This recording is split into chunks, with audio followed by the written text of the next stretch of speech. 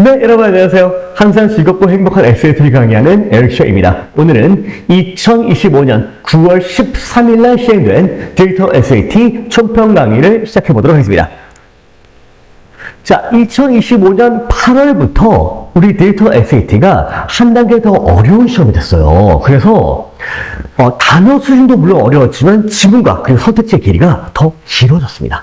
그러니까 예전에는 어느 특정 부분만 보고 문제를 풀 수가 있었는데 이제 그게 안 돼요. 이제는 지문을 처음부터까지 전반적으로 다 이해하지 않으면 그러면 풀 수가 없는 문제가 되었다. 그런데 그런 문제들이 지문 자체가 마리오2 기준으로 1000단어 정도가 증가했기 때문에 굉장히 더 어려운 시험이 되었다. 그래서 우리 수험생 여러분이 굉장히 고생을 하고 있죠.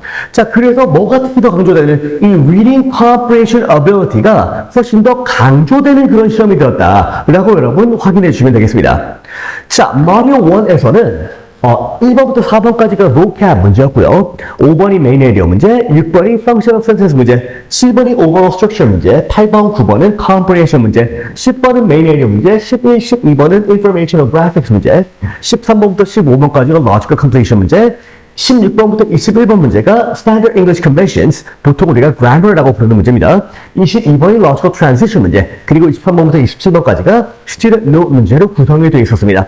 자, 그 중에 12번 문제 하나만 기존에 나왔던 문제고, 그리고 나머지는 전부 다 26문항이 새로운 문제가 등장했기 때문에 굉장히 새로운 문제의 비중이 많았던 마리오1이었고요. 또 특이한 점이 Logical Transition 문제가 딱 한 문제밖에 안 나왔죠. 참고로 이 겹쳤던 12번 문제는 우리 9월 직전 대입반에서 다루었던 문제가 나왔었습니다. 그래서 9월 직전 대입반을 들으셨던 분들은 편하게 푸실 수가 있었는데 실은 마리오1에 이렇게 새로운 문제가 많이 나와도 크게 문제가 안 돼요. 왜냐면 우리 학생분들이 대부분 잘 푸시기 때문이죠.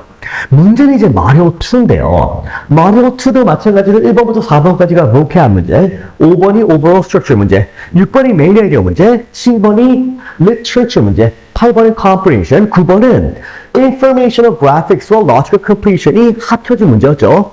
11, 12번은 claim support 문제, 12, 13번은 logical completion 문제, 14번부터 19번까지가 standard English convention 문제, 20번에서 23번까지 총 20, 21, 22, 23, 23 logical transition 문제가 5문제 나왔습니다. 그리고 24번부터 27번까지가 student note 문제가 되는데 마리오2는 우리가 조금 더 자세히 분석해 볼 거예요. 자, 그래서 1번 문제의 답은 populated, 2번 문제는 forecast, 3번 문제의 답은 substantiated였는데 여기서 더 어려웠던 단어는 inculcated라는 굉장히 보기 어려운 단어가 나왔었어요. 그리고 4번 문제는 우리 직전 대입반에서 다루었던 proxies for, proxy가 뭐뭐를 대시하는, 대체해주는 이라는 의미였죠. 라는 문제가 등장을 했었네요. 자, 5번의 overall structure 문제는 advancements or overemphasized라는 말이 나온 다음에 그 뒤에 important exception이 뭐였어? 라는 지문이 나왔었어요. 그래서 이 overall structure 문제를 쌤이 어떻게 풀으라고 그랬어요? 그렇죠. 지문 한 문장 먼저 읽고 A, B, C, D를 보면서 아닌 거 제끼고 아닌 거 제끼고 2개 남았네? 그러면 다음 문장 읽고 그 다음에 또 아닌 거 제끼고 또 아닌 거 제끼고 아직도 모르겠네? 그러면 세 번째 문장 읽고 그러면 답이 D번인가 봐. 근데 답이 D번인가 봐 해도 끝까지 뭐 하셔야 돼요? 끝까지 이 D번의 끝까지 다 맞는지 꼭 확인하고 넘어가기로 했어요. overall structure 문제 꼭 확인해 주시길 바라겠습니다. 자, 6번은 main area 문제였고요. 자, 6번 문제는 우리가 이전에 나왔던 CNN model이라는 게 있었어요. 멜리스라는 사람이 CNN model을 사용해서 뭔가를 했는데 그 결과가 이전의 연구 결과랑 aligned with, 일치했다라는 지문의 내용이 나왔었죠. 자, main area는 보통 어디 등장한다? 맨 앞에, 맨 뒤에 혹은 after negative, negative 뒤에 등장하는데 이 세 군데 중에 가장 중요한 포인트는 어디 있다? 항상 부정어 뒤 핵심형. 다시 한번. 부정어 뒤 핵심형. 다시 한번. 부정어 뒤 핵심 내용이기 때문에 본문에 but, however처럼 negative transition이나 contrasting conjunction이 나오면 그보다 항상 뒤에 있는 말이 가장 중요한 말이구나. 이건 모든 영어에 공통되게 적용되는 겁니다. SAT뿐만 아니라 여러분이 어떤 영어 글을 읽으시더라도 contrasting transition이나 contrasting conjunction이 나오면 그 뒤에 가장 핵심 내용이 등장하는구나 라는 거 꼭 기억해 주시고요. 자, 그리고 7번 문제는 literature 문제였죠. 자, 2000년 너블의 In the Name of Salome인데 이 지문도 마찬가지로 우리 9월 직전 대입반에서 다루었던 지문이에요. 그래서 지문과 문제가 완벽하게 똑같이 나왔기 때문에 9월 직전 대입반 들으신 친구들은 굉장히 쉽게 푸시지 않았을까라고 생각해 봅니다. 그런데 그 바로 다음에 나온 8번도 세상에 역시 우리 9월 직전 대입반에서 다루었던 문제였죠. 플로리다 하이웨이맨에 대한 질문이고, 플로리다 하이웨이맨이 플로리다 지역에서 임프레셔널 스타일로 그 그림을 굉장히 빠르게 그리고 많이 그렸던 사람들에 대한 질문이 나왔었구나에 대한 컴프레션 문제, 마찬가지로 9월 직전 대입반에서 다루었던 문제고요.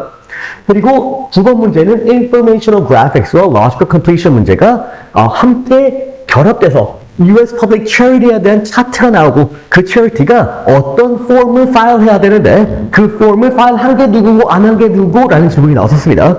자, 차트를 잘 읽으시면 크게 어려움 없이 풀 수 있었던 그런 문제고요.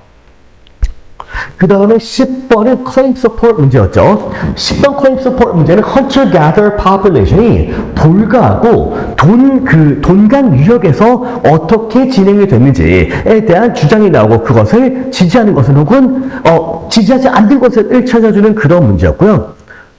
자, 그리고 11번은 Monomer Synthesized from Beta Cyclodextrin이라는 굉장히 어려운 scientific terminology가 나온 질문이었습니다. 자, 많은 학생분들이 이렇게 monomer synthesized from beta cyclodextrin 하기 시작하면 이미 어때요? 읽기가 싫어져. 그냥 눈에 안 들어와 버려 이게. 하지만 이렇게 어려운 지문이라도 이런 용어가 등장하더라도 SAT는 반드시 그 지문 안에 있는 내용만 가지고 모든 문제가 풀리도록 설계가 되어 있습니다. 그러니까 이 내용이 어려우면 다시 이런 단어들이 어려우면 쌤이 뭐라 그랬어요? 컬러 코딩 하라 그랬죠. 얘는 빨간색, 두 번째 나오는 파란색 이런 식으로 이 단어로 해석하지 말고 색깔로 해석해 주시면 이런 복잡한 단어 때문에 이해가 안 되는 부분을 훨씬 더 쉽게 풀이할 수 있고 해석할 수 있다. 자, 정확히 어떻게 구체적으로 하는지는 우리 세안 아카데미 수업을 통해서 여러분이 확인할 수가 있겠죠. 그리고 12번 문제는 Logical Completion 문제, Snowball Sampling 나왔던 문제 다시 한번 노란색을 보니까 그렇죠. 마찬가지로 우리 9월 직전 대입반에서 다루었던 문제였습니다. 13번 Logical Completion 문제는 Female Characters in Classical Greek and Roman Mythology에 해당하는 문제였는데요. 지문은 상대적으로 짧고 여러분 크게 어렵지 않게 푸실 수 있는 그런 문제였고요. 자, 그 다음에 14번부터 19번 문제가 Standard English Convention, 보통 우리가 grammar 문제다라고 부르는 문제였죠. 14번은 punctuation 문제, 15번은 singular인지 plural인지 찾는 문제, 16번도 punctuation 문제, 17번은 verb placement라고 해서 여기 verb가 들어가야 돼, verb가 아닌 형태가 들어가야 돼를 물어보는 문제고요. 18번 문제는 subject verb agreement. 자, singular verb가 들어가야 돼, plural verb가 들어가야 돼 라는 묻는 문제였죠. 그리고 19번 문제가 punctuation 문제였습니다. 마찬가지로 평소와 마찬가지로 6개의 grammar 문제가 나왔고요. 그리고 이번 시험에도 punctuation 문제가 14, 16번, 19번의 숙제가 되면서 역시 punctuation 문제가 가장 자주 출제되는구나. 그래서 우리 사학과정에서도 그렇게 daily punctuation, 오늘의 punctuation 하면서 그렇게 강조를 하는구나 라는 거 다시 한번 여러분 느끼셨길 바라고요. 그리고 20번부터 23번까지가 logical transition 문제였습니다.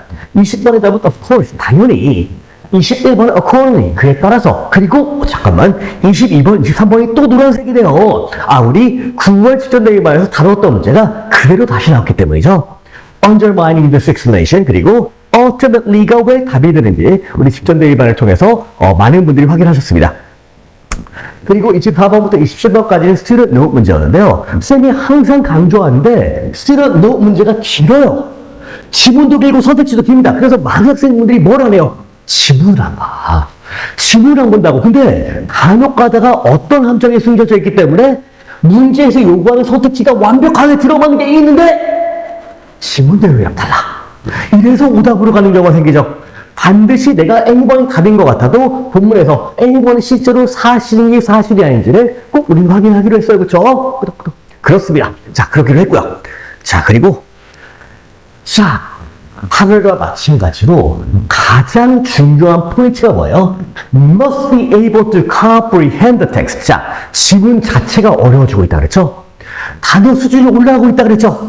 그러면 우리가 앞으로 준비할 때 어떻게 더 많이 읽고 더 어려운 단어까지 확실하게 잡고 가야 되는구나. 그런데 9월 시험에 너무나 다행이었던 점은 물론 International A, International B, International C, International D 모듈에 따라서 약간씩 차이가 있었습니다만 최소 기출문제가 6문제, 최대 8문제까지 여러분이 9월 직전 대입반 수업을 들으시면서 봤던 문제가 그대로 다시 나왔다는 거예요. 그래서 심지어 기출 별용도 아니었어요. 이번에는 지문과 선택지가 완벽하게 동일하게 나왔죠.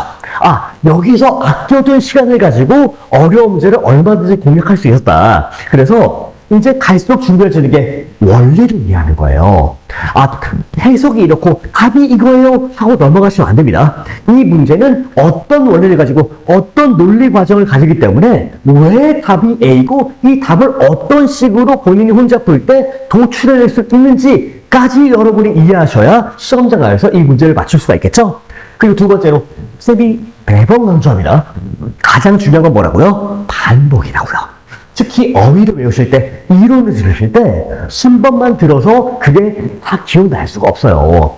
쌤이 매 수업마다 강조하는 거, 한 번 듣고 그게 다 기억이 나서 그게 바로 적용이 되는 사람 우리 뭐라고 부른다?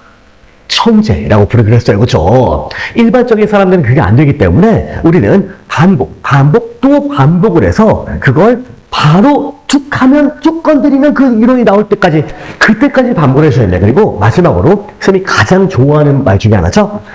우리 뇌를 착각을 시켜야 돼요. 물론 세상에 공부가 재미있는 사람은 뭐 있을 수도 있겠죠. 하지만 제 주위에서 본 적이 없습니다. 저를 포함해서. 근데 하기 싫어. 너무 어려워. SAT 더 어려웠다. 이거 어떡하지? 더 하기 싫어졌네. 라고 생각하는 순간 능률이 굉장히 떨어지게 돼요. 우리는 더 재밌구나. 더 신난다. 이렇게 잘하는 인포메이션이 있다고? 내가 한번 해봐야지. 내가 제일 잘 맞출 거야. 라고 스스로 그렇게 생각해야만 보다 효과적으로 내가 정보를 처리하고 도파민이 나와서 보다 효과적으로 우리가 정답을 맞출 수가 있기 때문에 항상 즐겁고 신나는 세안 DSAT에서 수업을 들어주시기를 다시 한번 강조를 드리겠습니다. 자, 저는 에릭쇼고요. 여기까지 9월 디지털 SAT 총평 강의를 마치도록 하겠습니다. 감사합니다.